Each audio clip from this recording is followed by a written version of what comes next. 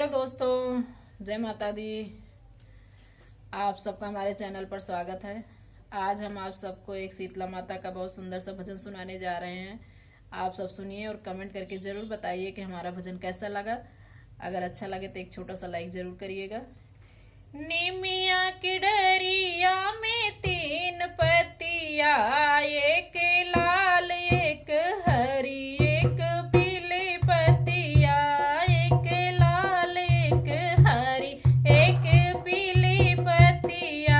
मैया दुआरे एक अंधा पुकारे, मैया दुआरे एक अंधा पुकारे। अंधे को नैना दई दये हीरतिया, हम अंधे को नैना दई दये हीरतिया। एक लाल एक हरी एक पीली पत्तिया, एक लाल एक हरी एक पीली पत्तिया। मैया दुआरे एक लंगड़ा पुकारे, मैया दुआरे एक लंगड़ा पुकारे। लंगड़े को पैर दई दये हीरतिया, हम लंगड़े को पैर दई दये हीरतिया।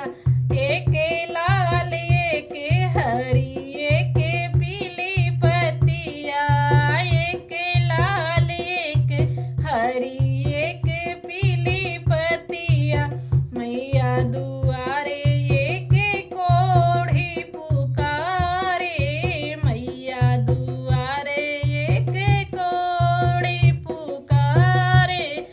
कोढ़ी को काया दई दये हीरतिया, हम कोढ़ी को काया दई दये हीरतिया। एक लाल एक हरी एक पीली पत्तिया, एक लाल एक हरी एक पीली पत्तिया। मैया दुआरे एक बाझिन पुकारे, मैया दुआरे एक बाझिन पुकारे। बाझिन को पुत्र दई दये हीरतिया, हम बाझिन को पुत्र दई दये हीरतिया। एक लाल एक हरी एक पीली पत्तिया, एक लाल एक हरी एक पीली पत्तिया। मैया दुआरे एक कन्या पुकारे, मैया दुआरे एक कन्या पुकारे।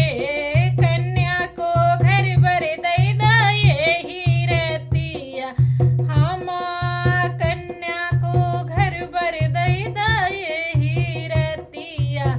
एक लाल एक हरी एक पीली पत्तिया, एक लाल एक हरी एक पीली पत्तिया। मैया दुआरे एक बालक पुकारे, मैया दुआरे एक बालक पुकारे। बालक को विद्या दई दये हीरतिया, हम बालक को विद्या दई दये हीरतिया। एक लाल एक हरी एक पीली पत्तिया, एक लाल एक हरी एक पीली पत्तिया। जय माता दी।